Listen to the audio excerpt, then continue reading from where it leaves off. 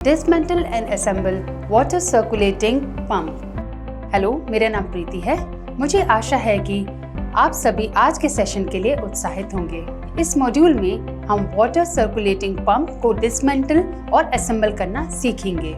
इस अभ्यास के अंत में आप सक्षम होंगे सेंट्रीफ्यूगल पंप के भागों की पहचान करने में, सभी भागों को डिसमेंटल करने में, आवश्यक भागों की सर्विस करने या बदलने में, सेंट्रीफ्यूगल पंप के सभी भागों को असेंबल करें और प्रदर्शन का परीक्षण करने में। अब आइए इस अभ्यास को करने के लिए आवश्यक टूल्स, इक्विपमेंट्स, मटेरियल्स पर एक नजर डालें। आवश्यक टूल्स और इंस्ट्रूमेंट्स हैं। डबल एंड स्पैनर 6 मिलीमीटर से 24 मिलीमीटर एक सेट, रिंग स्पैनर 6 मिलीमीटर से 24 मिलीमीटर एक सेट, पाइप रिंच 300 मिलीमीटर एक नग, हैमर 1 किलोग्राम 1 नग,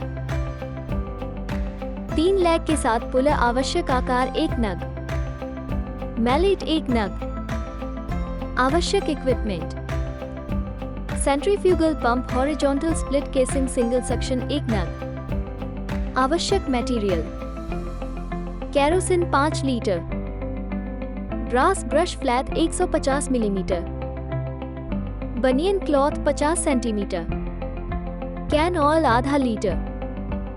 सर्कुलेटिंग पंप जैसे कि हीटिंग सिस्टम या हीट ट्रांसफर सेटअप में पाए जाते हैं, एक सीलबंद नेटवर्क के अंदर गति उत्पन्न करने के लिए डिजाइन किए गए सेंट्रीफ्यूगल पंप होते हैं। ये विभिन्न सेटअपों में महत्वपूर्ण हैं, जिनमें heating system, high temperature water system और रिएक्टर सर्किट, साथ ही स्विमिंग पूल फिल्टर जैसे ओपन सिस्टम शामिल हैं।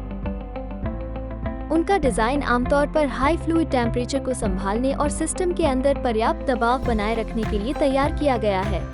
ये विभिन्न प्रकार के शाफ्ट सील के साथ या बिना होते हैं, जिनमें से प्रत्येक क्लोज पंप सर्किट के अंदर विशिष्ट आवश्यकताओं के लिए उपयुक्त होते हैं। सर्कुलेटिंग पंप के मुख्य कंपोनेंट्स: एक सर्कुलेटिंग पंप में 2 प्राथमिक कंपोनेंट्स होते हैं, स्वयं पंप और मोटर। इनके अलावा इसके अतिरिक्त आवश्यक भाग भी होते हैं। इसमें उपयोग की गई मोटर इंडक्शन टाइप होती है, जो पंप को चलाने के लिए विद्युत ऊर्जा को यांत्रिक ऊर्जा में परिवर्तित करती है, जिससे पानी की आवाजाही आसान हो जाती है। प्रत्येक सर्कुलेटिंग पंप में एक इनलेट और एक आउटलेट होता है। पानी को इनलेट से अंदर खींचा जाता है और आउटलेट से बाहर निकाला जाता है। केसिंग पर एक एरो प्रवाह दिशा को इंडिकेट करता है, इनलेट और आउटलेट के बीच अंतर करता है। ये संकेंद्रित रूप से अलाइन होते हैं। एक सेंट्रीफ्यूगल पंप के रूप में पानी इम्पीलर आई के माध्यम से प्रवेश करता है। पंप केसिंग में एक चैनल होता है जिसे वॉल्यूट के नाम से जाना जाता है, जहां आउटलेट से बाहर जाने से पहले इम्पीलर से बाहर निकलने के बाद पानी एकत्र होता है। पंप केसिंग के अंदर स्थित इम्पीलर सेंट्रीफ्यूगल फोर्स प्रदान करता है, जिससे पानी पंप से बाहर और पाइपों में चला जाता है। इम्पीलर के पीछे बैकप्लेट पंप केसिंग के अंदर पानी के प्रवाह को सीमित करता है और इसमें शाफ्ट रोटेशन के लिए एक बियरिंग होती है। रबर सील रिसाव को रोकती है। शाफ्ट और रोटर आपस में जुड़े होते हैं। रोटर शाफ्ट और इम्पीलर से जुड़ा होता है।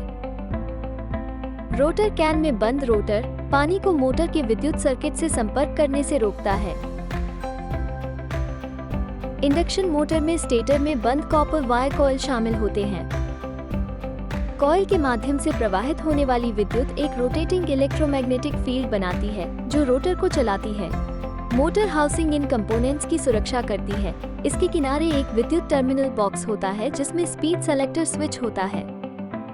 ये स्विच मोटर की गति को समायोजित करता है, जिससे सर्कुलेटर पंप की प्रवाह दर प्रभावित होती है। यहाँ बताया गया है कि एक सर्कुलेटिंग पंप कैसे ऑपरेट होता है। पानी इनलेट के माध्यम से प्रवेश करता है और इम्पीलर के केंद्र में बहता है, जहां इसे इम्पीलर के ब्लेड द्वारा पकड़ लिया जाता है। एक मैग्नेटिक फील्ड के कारण रोटर घूमता है। चूंकि रोटर शाफ्ट से जुड़ा होता है, जो बदले में इम्पीलर से जुड़ता है, वे सभी घूमना शुरू कर देते हैं। ये पानी को गतिज ऊर्जा प्रदान करता है, जिससे वो बाहर की ओर बढ़ने के लिए प्रेरित होता है।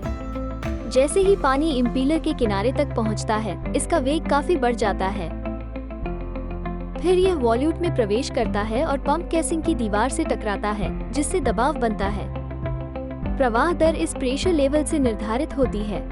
वॉल्यूट का व्यास फैलता है, जिससे पानी का वेग कम हो जाता है और प्रेशर बढ़ जाता है। यदि आउटलेट पर अधिक प्रेशर है तो पाइपों के माध्यम से अधिक पानी वहां भेजा जाता है जहां इसकी आवश्यकता होती है। प्रक्रिया। चरण 1, सेंट्रीफ्यूगल पंप से जुड़े कंपोनेंट्स को पहचानना। डॉक्यूमेंट की जानकारी नेमप्लेट पर प्रदर्शित करें और इसे टेबल 1 में इनपुट करें। जैसा कि चित्र 1 में दर्शाया गया है, सेंट्रीफ्यूगल वाटर पंप पर लेबल किए गए कंपोनेंट्स को पहचानें और लिस्ट करें। Table 1, centrifugal water pump nameplate विवरण यदि कोई हो।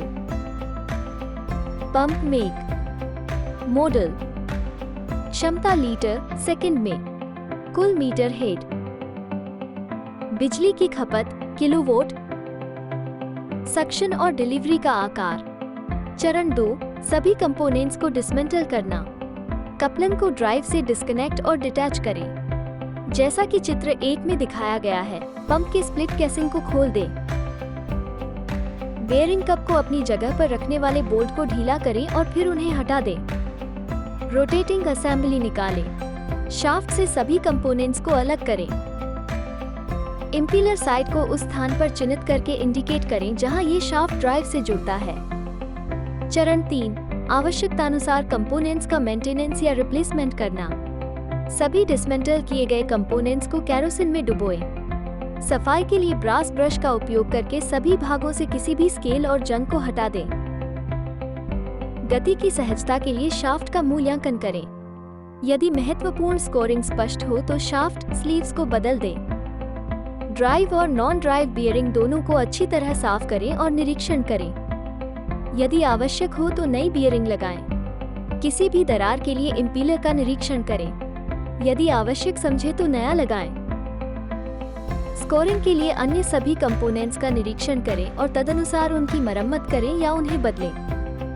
चरण 4, सेंट्रीफ्यूगल पंप के प्रदर्शन का निर्माण और मूल्यांकन।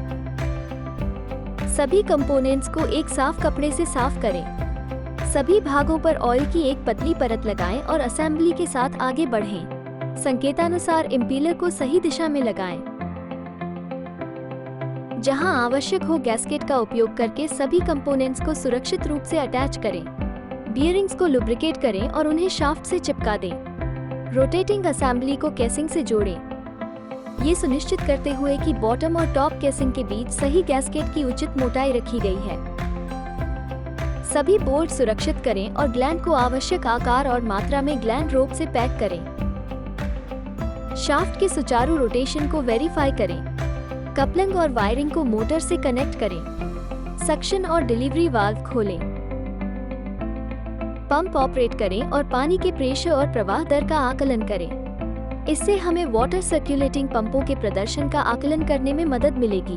हम इस अभ्यास के अंत पर आ गए हैं। इस अभ्यास में हमने वाटर सर्कुलेटिंग पंपों, इसके कार्य सिद्धांत के बारे में सीखा है और इसके अलावा सेंट्रीफ्यूगल पंप के भागों की पहचान करना, सभी भागों को डिसमेंटल करना, आवश्यक भागों की सर्विस करना या बदलना, सेंट्रीफ्यूगल पंप के सभी भागों को असेंबल करना और प्रदर्शन का परीक्षण करना। इस प्रकार हमने वाटर सर्कुलेटिंग पंपों को डिसमेंटल और असेंबल करना सीखा है। इस अभ्यास को अपने प्रशिक्षक की सहायता से करें। धन्यवाद।